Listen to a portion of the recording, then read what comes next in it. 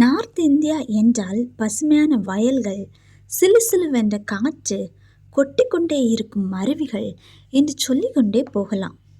அதற்கு காரணமாக இருக்கக்கூடிய மலையான மேற்கு தொடர்ச்சி மலையோட வளங்கள் பற்றி தான் இந்த வீடியோவில் நம்ம பார்க்க போகிறோம்.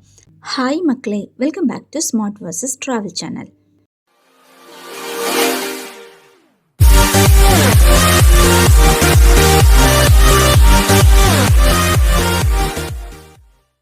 ஆக்சுவலி வீடியோஸ் எல்லாம் அப்லோட் பண்ணி நாளாகுது அப்படின்னு சேனல் பக்கம் எட்டி பார்த்தேன்னா நம்ம சப்ஸ்கிரைபர்ஸுக்கு மைண்ட் வைஸ் எல்லாமே நான் கேட்ச் பண்ணிட்டேங்க. கொஞ்சம் ஒர்க் லோடு ஜாஸ்தியாக இருந்தனால தாங்க என்னால் யூடியூப்பை கண்டினியூ பண்ண முடியலை. ஸோ இன்னையிலிருந்து ரெகுலராக நான் வீடியோஸ் போடுவேன். இப்போ நம்ம வீடியோக்குள்ளே போகலாமா? லாஸ்ட் வீடியோவில் மேற்கு தொடர்ச்சி மலை எப்படி ஜெனரேட் ஆச்சு அப்படிங்கிற ஃபுல் டீட்டெயில் நம்ம பார்த்தோம். இன்றைக்கி இந்த வீடியோவில் அதனோட வளங்கள், மனிதர்கள் அதனை எப்படி யூஸ் பண்ணுறாங்க அப்படிங்கிற ஃபுல் டீட்டெயிலை நம்ம பார்க்க போகிறோம். இந்த மலையோட மெயின் ஒர்க்கே அரபிக்கடலிலிருந்து வருகிற குளிர்ந்த காற்றை தடுத்து அதன் மேற்கு பகுதியில் இருக்கிற இடங்களுக்கு நல்ல மழையை கொடுக்கறதாங்க. இந்த வேர்ல்டுலேயே நிறைய உயிரினங்கள் வாழ்கிற 8 இடங்களில் இந்த மவுண்டனும் ஒன்று தான்.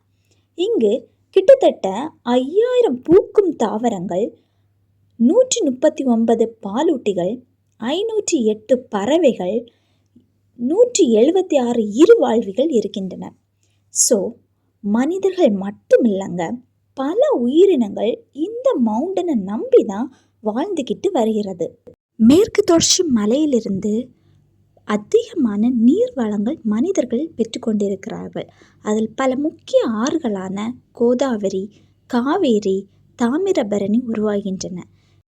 இது மட்டும் இல்லாமல் பல சிறு ஆறுகளான முல்லை பெரியாறு, பீமா ஆறு, மணிமுத்தாறு, பெரியாறு, கபினி ஆறு அப்படின்னு பல ஆறுகள் இதிலிருந்து நமக்கு கிடைக்கிறது.